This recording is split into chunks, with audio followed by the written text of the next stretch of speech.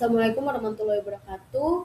Kami dari kelompok satu akan mempresentasikan mengenai Foam Agent and AFF System Design Consideration. Kelompok kami terdiri dari Angelica Esther, Ina Khairani, Naisila Salsabila, Zaura Zarin, dan juga Janter Edward. Berikut adalah table of content kami yang akan kami jelaskan di slide selanjutnya.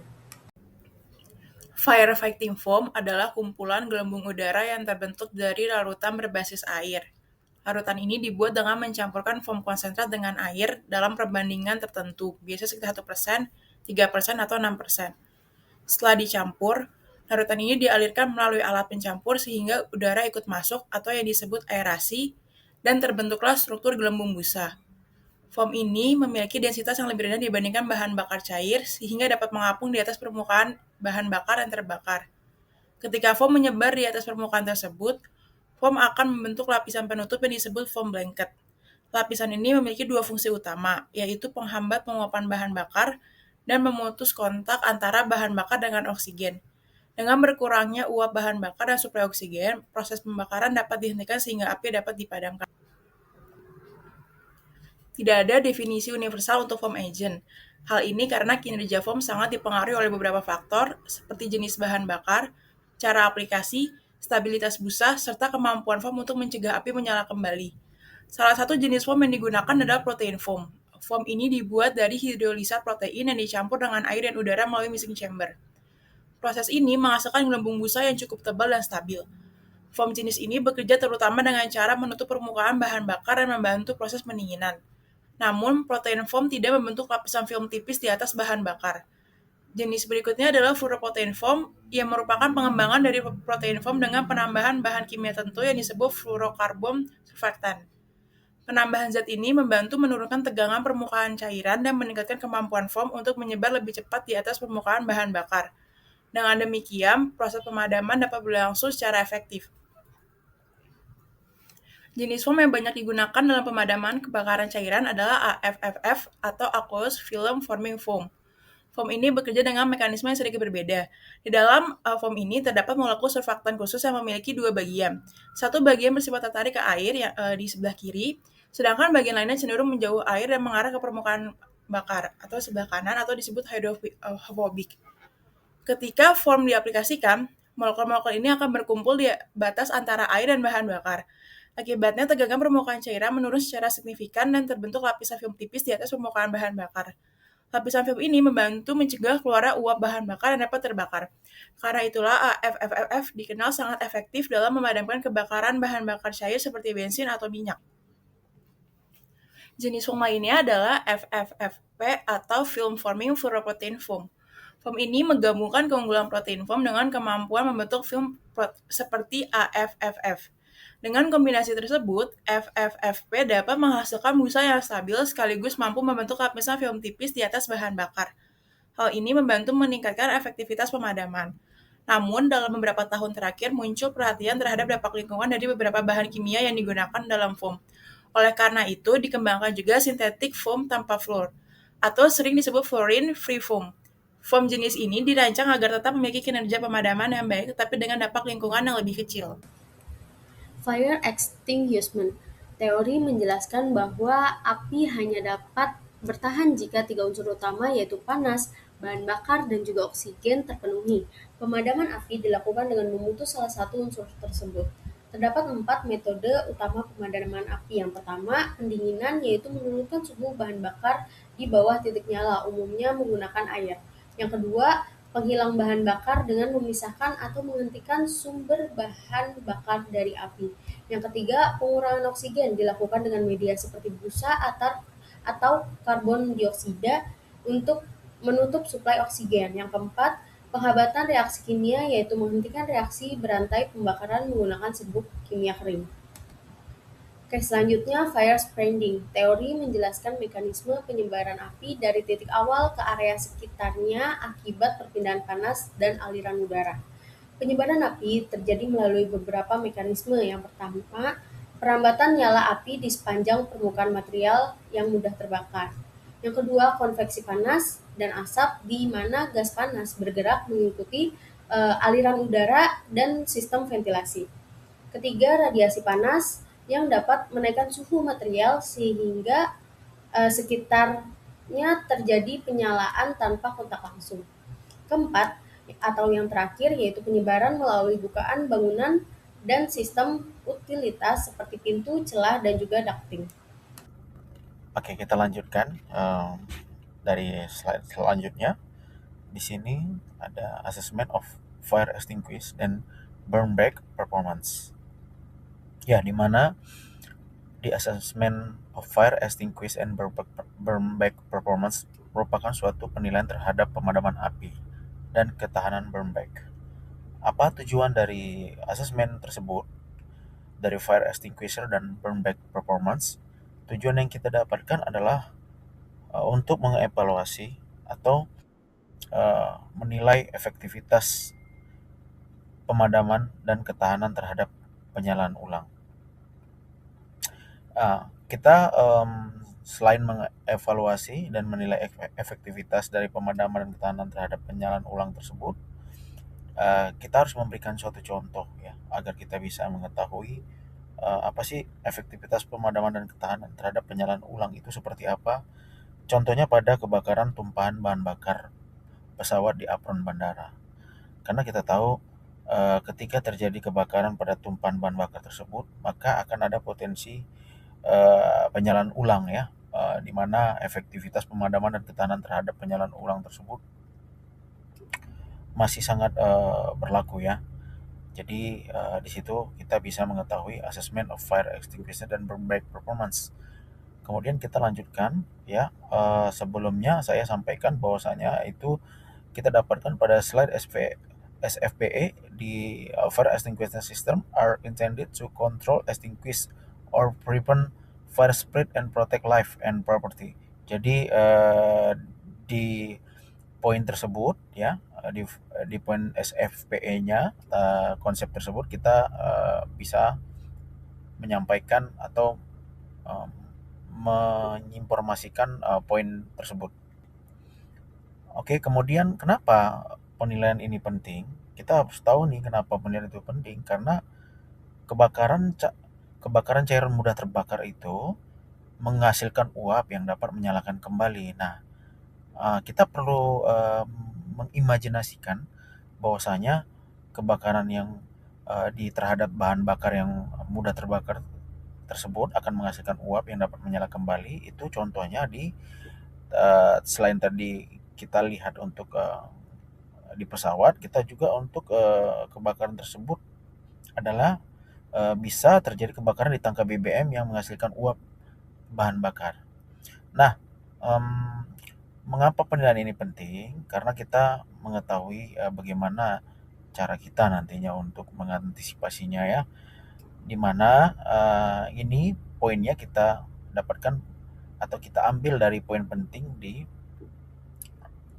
SFPE yang statement itu, statementnya klausanya flammable liquid fire present continuing hazard due to vapor generation from heat fuel surface. Jadi semua yang kita tampilkan kita ambil dari SFPE ya, klausa yang ada di situ.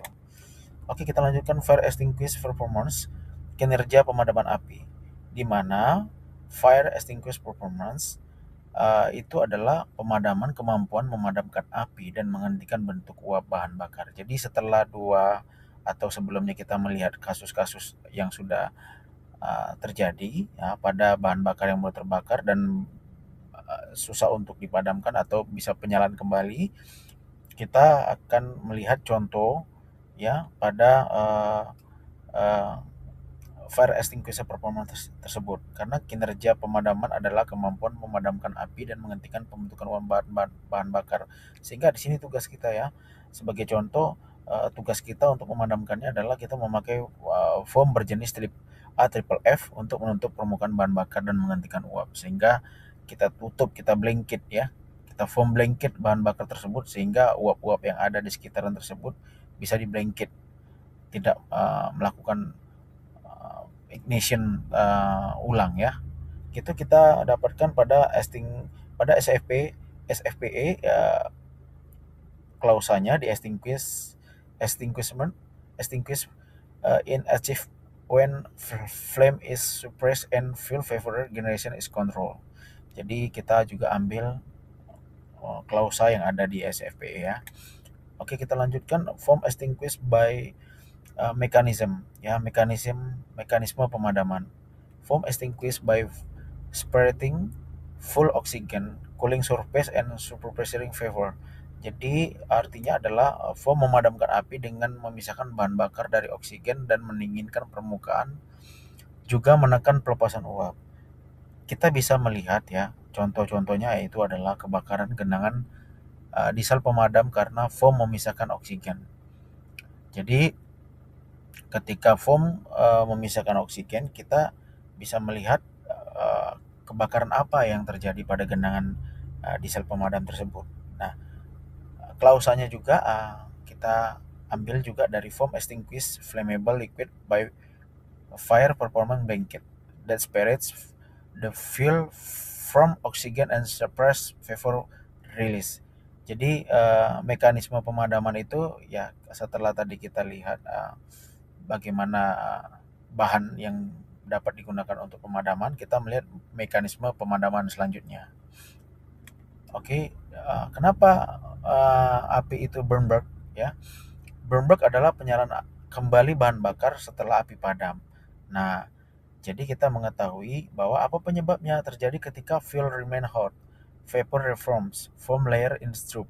Jadi kita bisa melihat penyebab-penyebabnya tadi yang kita lihat fuel remain hot, vapor reform kembali, uapnya kembali, kemudian bahan bakarnya tetap panas, kemudian ada layer ya di sekitaran permukaan tersebut. Jadi contohnya adalah kita bisa melihat seperti contoh ya, angin merusak lapisan foam dan api menyala kembali. Jadi lapisan foam tadi yang sudah di blanket itu datang angin, kemudian angin bisa merusak lapisan bahan untuk untuk pemadaman tadi ya, seperti triple F tadi dirusak oleh oleh angin.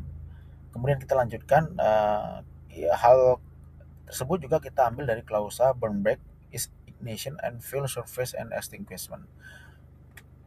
Kemudian di sini kita melihat ya proses pemadaman burn back tersebut, karena kita pasti harus melihat sebuah proses dari beberapa permasalahan yang ada dan pencegahannya juga ya.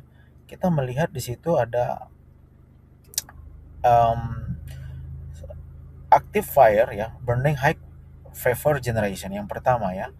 Kemudian setelah active fire tersebut, kemudian foam application, foam discharge onto fuel. Jadi foam itu akan kita discharge-kan ke area bahan bakar tadi. Kemudian ada vapor suppression. Jadi di sini ada uap tadi, oksigen tadi yang kita pisahkan tadi, kita tujuannya apa? Untuk mengeluarkan ya flame ya, bahan uap yang mudah terbakar tadi. Kemudian ada post extinguishment, kemudian kita selanjutnya foam failure ya, if degraded.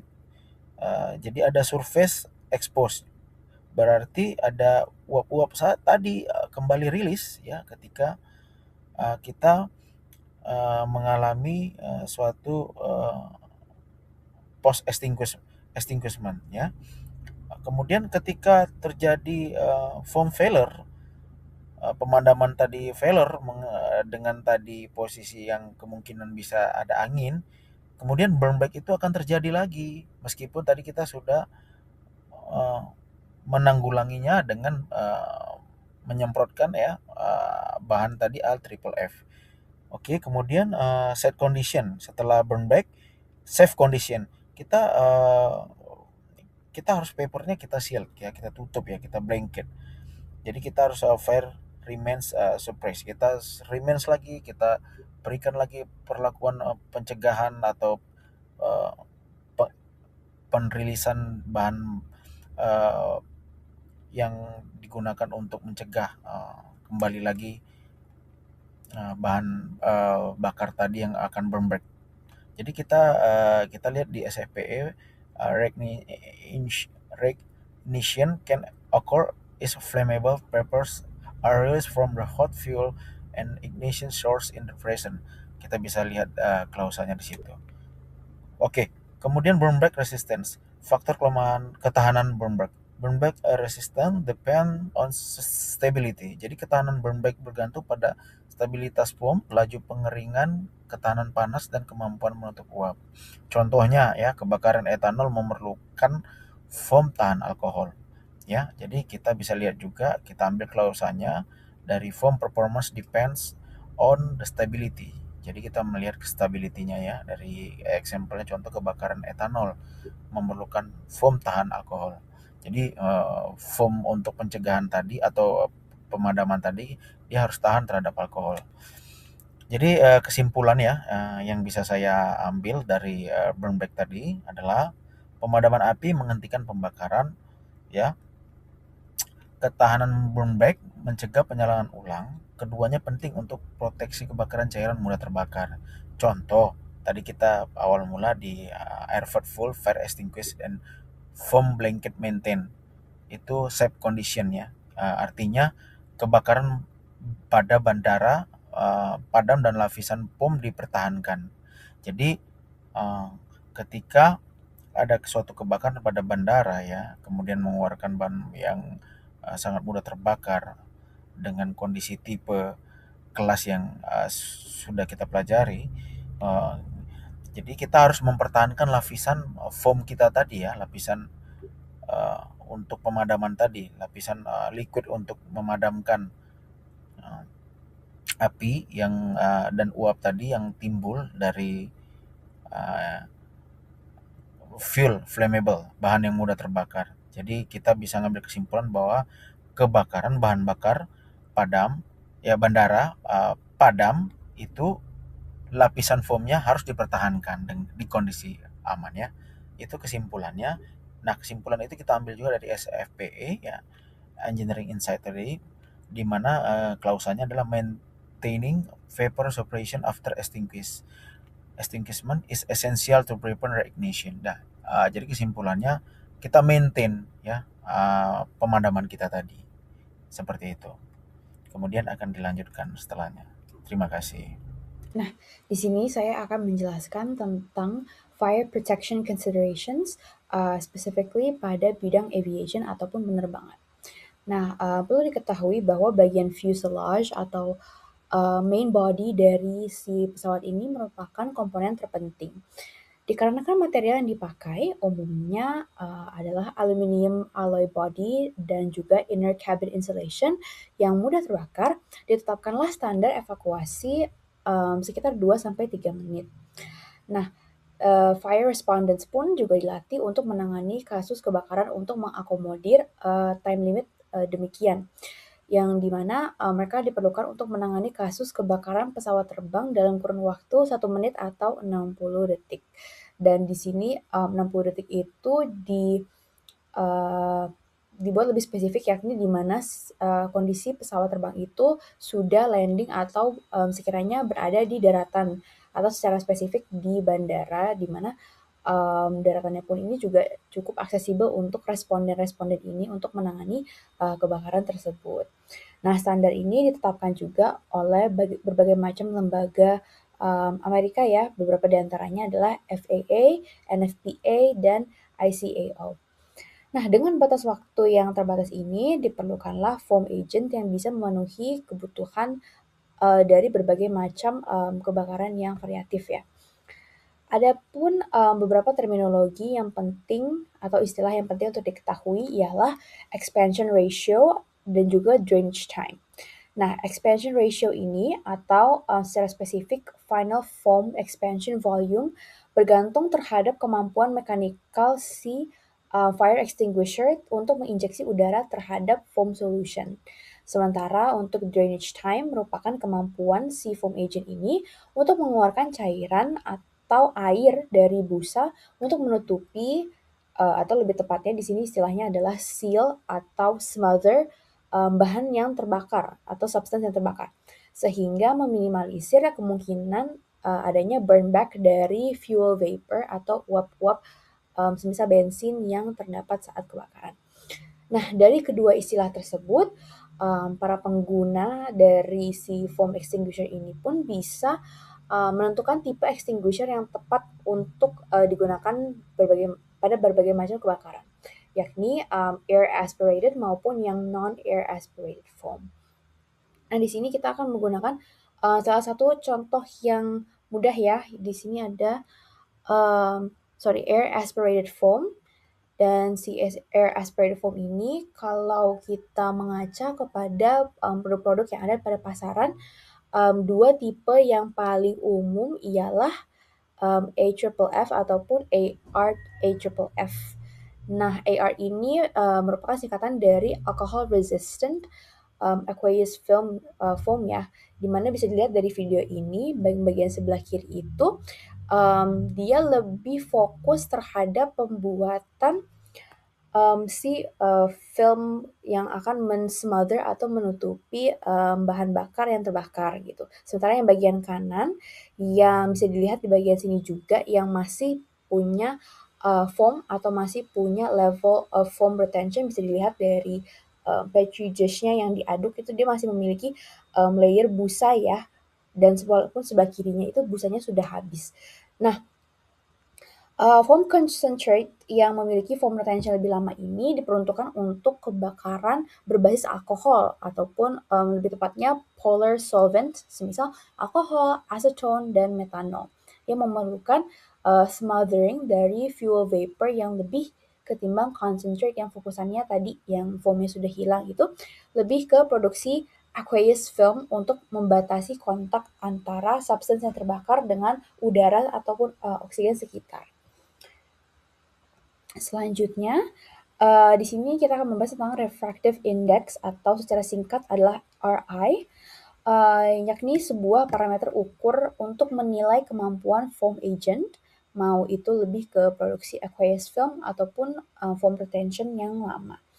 Nah, bisa dilihat ini dari sini, air memiliki kemampuan refraction yang cukup tinggi, kisarannya sekitar 1,33 something ya indeksnya, sehingga jika uji RI sebuah konsentrat atau sebuah foam agent atau foam solution di sini menuju angka 1,3 tersebut, berarti foam extinguisher tersebut memiliki konsentrasi air yang lebih tinggi. Nah, kalau konsentrasi airnya tinggi, berarti konsentrasi si surfaktannya ataupun si solutionnya ini pun rendah. Dan begitu pula sebaliknya. Temperatur api juga tergantung dengan bahan pemicu apinya ya, misal bensin dan lain sebagainya, akan mempengaruhi si konsentrasi foam agent solution ini. Dan itu bisa memanifestasi dalam bentuk lapisan busa yang akan dibentuk nantinya dan kemudian mempercepat rate of drainage ataupun melaju kecepatan dari si busa ini menghasilkan si aqueous film tersebut. Baik, di sini lanjut mengenai foam water sprinkle system, di mana sesuai penjelasan sebelumnya telah dimention juga bahwa sistem foam water sprinkle ini berasal dari dunia aviary atau penerbangan. Selain itu, penggunaan salah satu jenis foam water sprinkle yaitu AFF, Aqueous Film Forming Foam, terbukti menjadi salah satu agen yang lebih efektif dalam melakukan pemadaman. Seperti itu. Kemudian, apa sebenarnya sih tujuan atau purpose dari foam water sprinkle system ini? Yang pertama yaitu untuk mengontrol dan atau menekan api akibat tumpahan bahan bakar. Dengan apa? Dengan selimut foam ini yang nanti tersebar seperti itu, sehingga menghalau oksigen untuk bersentuhan langsung dengan bahan bakar. Seperti itu. Untuk purpose yang kedua, yaitu untuk mendinginkan material dengan air setelah persediaan busa telah habis. Jadi ketika foam telah habis digunakan, selanjutnya akan keluar air, di mana tujuan air ini untuk mendinginkan material yang telah terkena heat yang tinggi. Kemudian untuk aplikasinya sendiri, sistem ini sudah dirancang untuk melindungi dari 3 bahaya, yaitu pertama flammable liquid, yang kedua combustible liquid, dan yang ketiga ordinary combustibles. Jadi cairan-cairan yang mudah terbakar. Untuk application rate-nya sendiri, berdasarkan NFPA nomor 16, itu minimal 6,6 liter per menit per meter kubik. Di mana jumlah besaran foam water yang harus keluar atau density-nya adalah 6,6 liter per menit per meter kuadrat. Sedangkan menurut application rate NFPA 11, itu 4,1 liter per menit per meter kuadrat. Dengan catatan, hanya untuk situasi khusus untuk NFPA 11 ini, di mana aplikasi manual atau tingkatnya rendah pada tumpahan bahan bakar hidrokarbonnya. Kemudian terkait solution flow rate, terdapat tabel untuk bahan bakar hidrokarbon yang mana bergantung pada jenis bahayanya, dan yang kedua bergantung pada pelarut polar. Ada pada tabel juga, yang mana ini berdasarkan uji api standar untuk menentukan tingkat kesulitan pemadaman. Untuk protection of storage-nya sendiri, di sini ada beberapa. Dua di antaranya adalah drum, yang mana lebih besar delays-nya pada sprinkle operation ini. Yang kedua ada palletized storage atau menggunakan palet, yang mana AFF dapat lebih mudah untuk mengontrol api di lantainya dari penyebaran foam itu. Kemudian penyimpanan flammable dan combustible liquid ini diatur pada NFPA nomor 30 mengenai flammable and combustible liquid code, yang mana mengatur penyimpanan tangki, sistem perpipaan, dan juga beberapa hal operasional lainnya. Nah, di sini faktor penentu safety dalam penyimpanan itu ada sifat cairannya, jenis cairannya seperti apa, terus jenis ignition-nya dimulai atau start dengan apa gitu. Kemudian sistem pengemasan dari combustible liquid yang disimpan tersebut, kemudian kontainer desain dan material yang digunakan, dan terakhir arrangement of storage. Karena tinggi storage, jarak antar storage itu sangat berpengaruh. Kemudian mengenai quality of foam, di mana foam ini sebenarnya salah satu suppression system yang harusnya memprovide control dan juga suppress the fire, mengontrol dan juga menekan terjadinya si api ini. Di mana kondisi kualitas foam yang baik adalah pertama dia mampu mengalir bebas di atas permukaan penyimpanan, yang kedua dia memberikan pendinginan pada bagian atas dan samping storage, kemudian dia membentuk selimut busa di lantai. Berdasarkan riset NFPRF atau International Foam Water Sprinkler Research Project, wadah plastik lebih cepat pecah dan juga menumpahkan isinya ke dalam kolam api dibandingkan wadah logam. Kemudian penggunaan sprinkler dengan rating suhu tinggi terbukti lebih menguntungkan karena jumlah sprinkler yang terbuka jauh lebih sedikit dibandingkan dengan rating suhu biasa. Namun, tetap memberikan waktu ke kontrol api yang sebanding. Tapi ini dapat berlaku sesuai dengan kondisi dari masing-masing kebutuhan lingkungannya. Kemudian, ada beberapa variabel yang berefek kepada specific level of protection yang dibutuhkan. Yang pertama, besarnya kontainernya seberapa besar, kemudian jenis atau kelas dari liquid yang disimpan tersebut, seberapa flammable-nya, dan lain sebagainya. Kemudian exterior packaging-nya bagaimana, dan ketinggian dari storage atau penyimpanannya, seperti itu. Selanjutnya, foam environmental consideration. Penggunaan foam dalam pemadaman kebakaran juga memiliki aspek lingkungan yang perlu diperhatikan.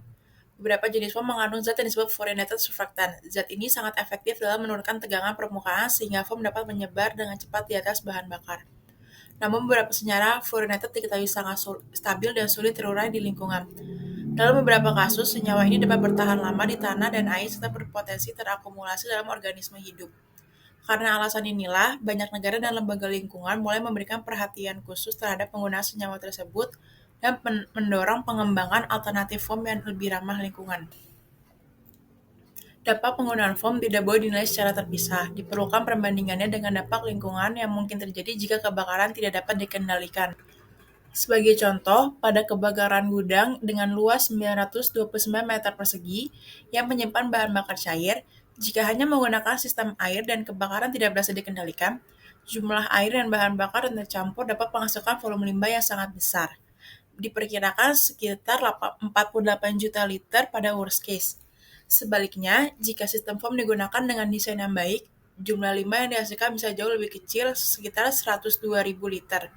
Oleh karena itu, pendekatan yang digunakan adalah risk-based comparison, yaitu membandingkan dampak dari berbagai skenario yang mungkin terjadi. Dampak lingkungan foam dinilai dari beberapa hal. Pertama, kemampuan terurai. Ini dilihat dari seberapa banyak oksigen yang dibutuhkan untuk menguraikannya. Namun, bagian tertentu dari foam bisa tetap bertahan di lingkungan. Kedua, tingkat racun terhadap makhluk hidup. Pengujian dilakukan untuk memastikan kadarnya masih dalam batas aman. Ketiga, foam bisa menyebabkan pembentukan busa di instalasi pengolahan air dan bisa bercampur dengan bahan bakar sehingga sulit dipisahkan. Untuk mengurangi dampak lingkungan dari penggunaan foam, beberapa strategi mitigasi dapat diterapkan. Salah satunya adalah menggunakan foam pelatihan yang tidak mengandung fluor. Selain itu, fasilitas juga dapat menyediakan sistem penampungan untuk menahan air bekas pemadaman sebelum dibuang ke lingkungan. Dalam desain sistem proteksi kebakaran, penting juga untuk mengatur sistem drainase dengan baik, serta mengendalikan laju pelepasan air dan foam. Kerjasama dengan operator instalasi pengolahan air limbah juga diperlukan agar limbah yang dihasilkan dapat ditangani dengan benar. Dengan pendekatan desain yang tepat dan analisis risiko yang baik, sistem foam dapat tetap digunakan secara efektif untuk memadamkan kebakaran sekaligus meminimalkan dampak terhadap lingkungan. Sebagai kesimpulan, firefighting foam merupakan salah satu media pemadaman sangat efektif untuk kebakaran cairan mudah terbakar karena mampu membentuk lapisan busa yang menutup permukaan bahan bakar, menghambat pelepasan uap, serta memutus kontak dengan oksigen sehingga api dapat dipadamkan dengan efektif. Demikian presentasi dari kelompok kami, terima kasih.